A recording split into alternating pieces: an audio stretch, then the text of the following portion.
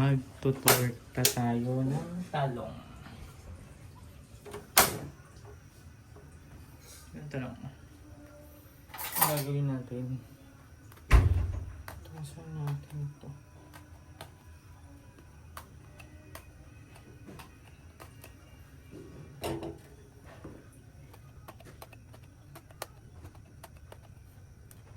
So natin uling. Ito.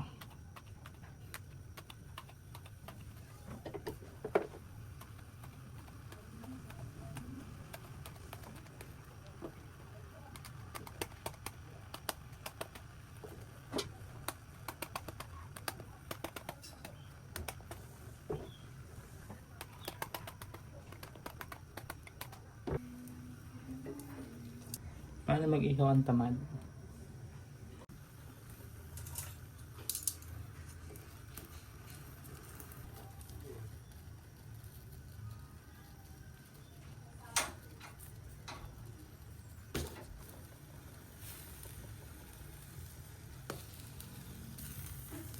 Sa mga tamad mag-ihaw, pwede mong ilaga to just in case na ayaw mong ihaw at gusto mong magkaroon ng tortang talong.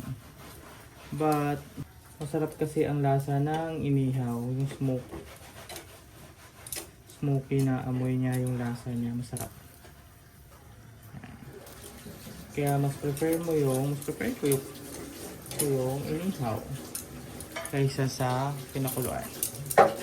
Though mas mabilis yun, pero mas masarap to. At sa mga nagka-calorie deficit dyan or sa mga nagda-diet na gustong kumain ng tortang talong, no worries kasi mababa yung calories nito. So pwede sa mga nagda-diet na nagka-calorie deficit or gustong kumain ng talong pero nagda-diet ka. At alam niyo ba na yung talong is meron siyang fiber, antioxidants, and vitamins na nakakatulong o nakakabuti para sa puso. So healthy na, mababa pa yung calories nito. So ito yung masarap dito sa tortang talong. So we're done. Babalatan natin to and we're good to go. Ngayon medyo tamad tayo magbalat. Nagamit tayo na.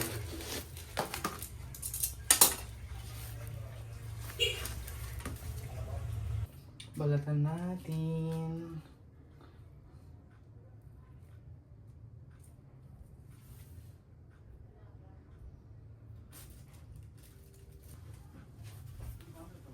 Struggle lang siya.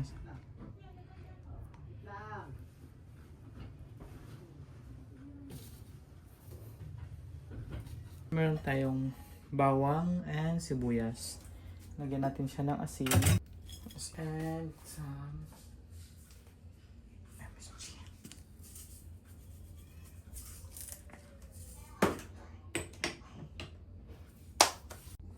And some pepper.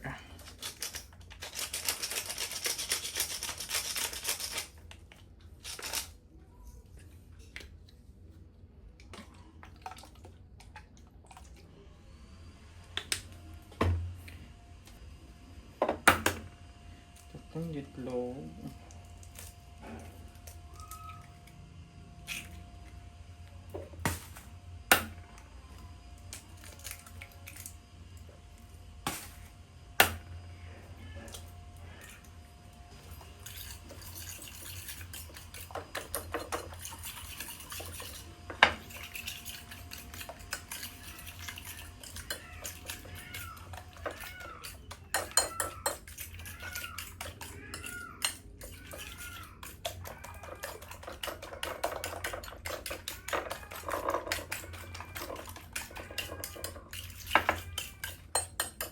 So torta is kailangan, ang torta talaga may itlog. So ito yung pinaka-base natin.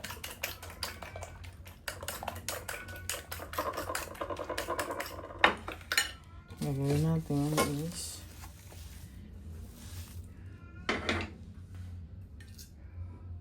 gagawin natin siya.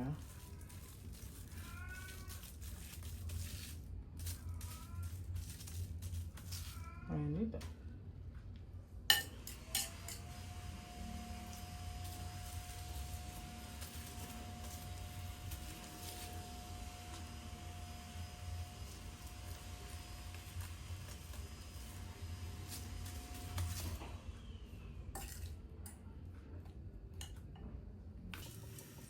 Painitin natin sa kanila ito.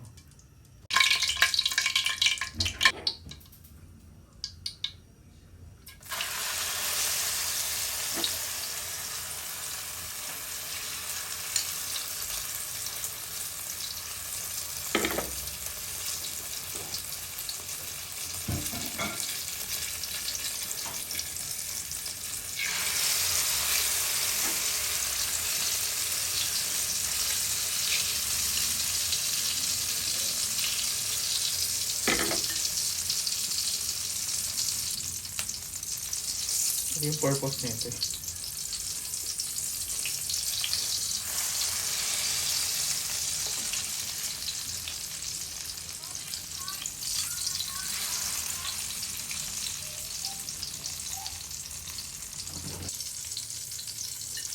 Itong tapo pa nga.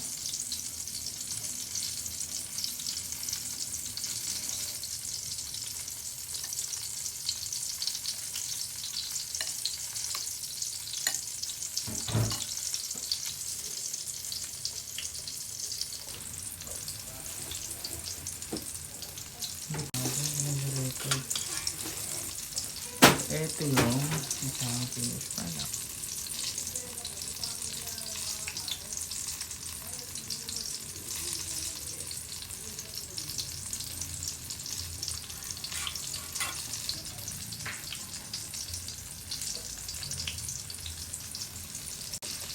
Ito yung ayaw ko dito, yung magbabubbles yung ito, yung tika.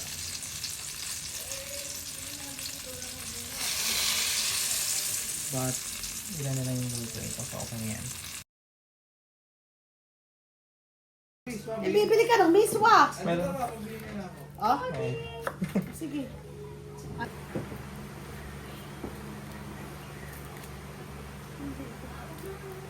Hello naman, kabigla. Ganito Yung lang. maliliit, ibubukod mo yung ganito kasi matigas yan, unahin mo sa paggisa. Okay. Ibubukod mo. Sa ganito mo, ano yung nilalagay niyo sa ganito? Ganito kayo, ulit ko na yan. Oo, diluluhan mo na ba? Ayan, Ah. ganyan. Di ba, ate, yung Ano, ginagawa? Oh, yung dahon, Bukod bukod ko. mo. Oo. Ang dami.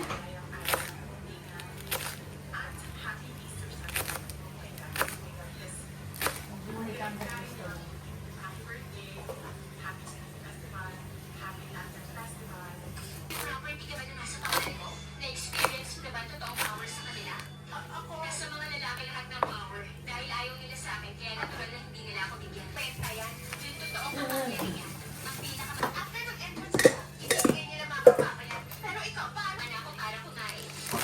Kung gusto mo, tuloy natin ito kung nakakalago. Pero kung ayaw mo na,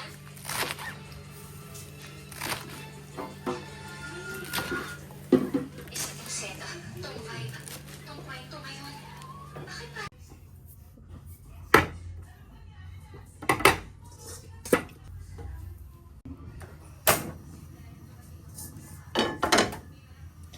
Hi Katanadi! So for today's video, magluluto tayo ng ginisang pechay na may miswa na may sardinas. Hindi ko alam anong tawag din ba sa ginisang pechay siya na may sardinas at miswa. So kailangan natin ng bawang, sibuyas, kamatis, and sili. And binukod natin yung medyo matigas na part ng pechay para maunang higisa. And next naman ito. Ito yung mismo na gamitin natin and yung sardinas. Painitin na natin to pag okay na, tsaka natin lagyan ng mantika. So medyo okay na siya. So lagyan ng mantika.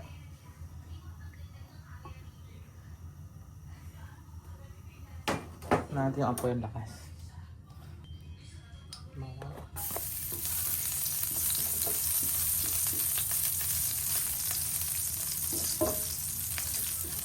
Sibuyas.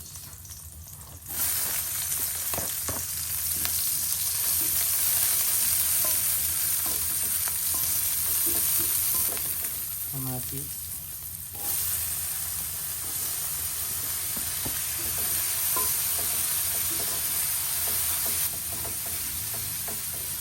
Ang sili. Ito yung gusto ko na sardinas. Yung mga may easy open na can. Kasi ang hirap magbukas ng sardinas. So kung batang 90s ka, alam mo yung struggle mo pag nagbubukas ka ng sardinas. Pahirapan. Kailangan masanay ka magbukas kasi nga kung hindi mo alam magbukas, hindi ka makakain ng sardinas. Ngayon kasi ganyan no. So, isa lang. Kalambutin natin yung sili ng konti.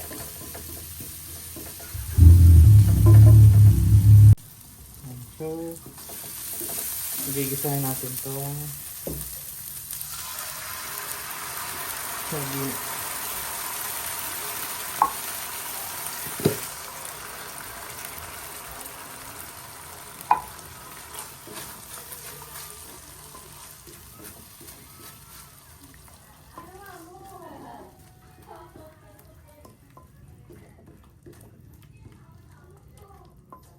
Lagyan natin to para lumambot. Lalagyan naman pala natin to ng hugas na to kaya okay lang to.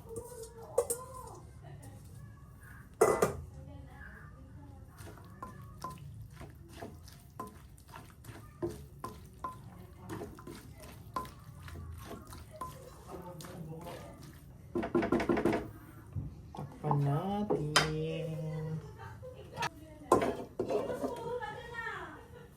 Trivia muna. So, habang inaabangan natin tong pechay na lumambot na to kasi ito yung medyo matigas na part ng pechay. Ang pechay ay may super low calories sa bawat 100 grams ng pechay. 13 calories na. So, perfect to sa mga nagda-diet-dietan dyan. Ayan, sobrang baba lang ng calories niya unlike ibang pagkain, ibang gulay. And then, meron din siyang vitamin A, vitamin C, vitamin K para makatulong sa malakas na immune system, malinaw na mata at matibay na buto. 95% ng pechay is tubig. So, nakatulong to para hindi tayo ma-dehydrate. And perfect din itong pechay pang sahog sa mga sinabawan like yung mga nilaga or kung ano yung mga sinabawan kasi mabilis lang siya maluto. Madaling lutuin lang din to. So, perfect siya sa mga ganyan.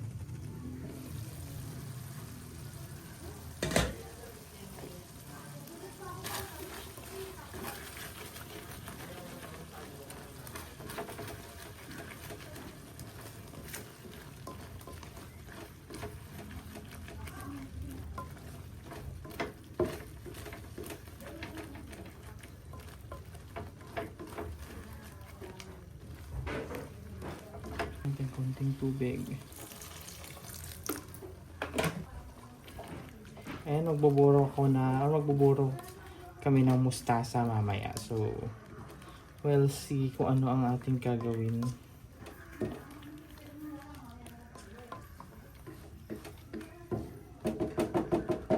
Lagyan natin yung miswa.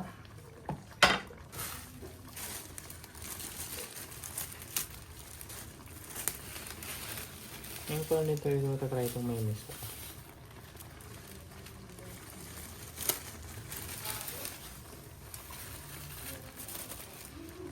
Ayun, ilagay na natin yung dahil. Dahil niya.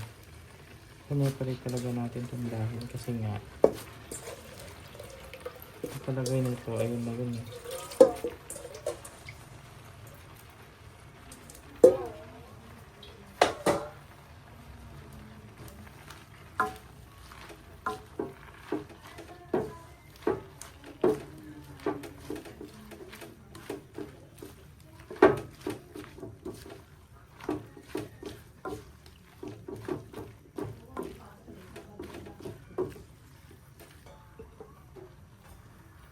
Salt.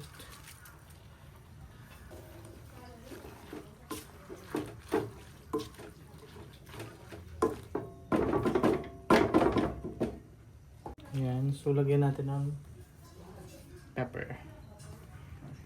Ito yung pepper daw.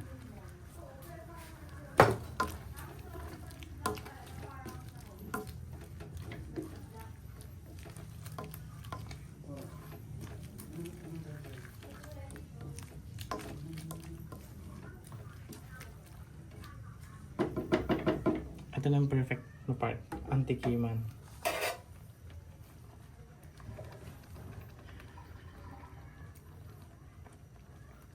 laki ng dahon. Tikiman time. Ang kanina sa baho, no? Lagang ka ba?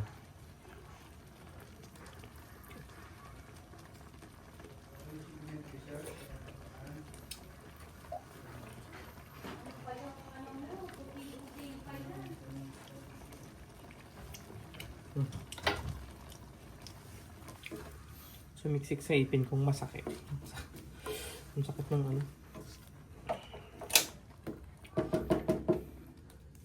Luto na ang ating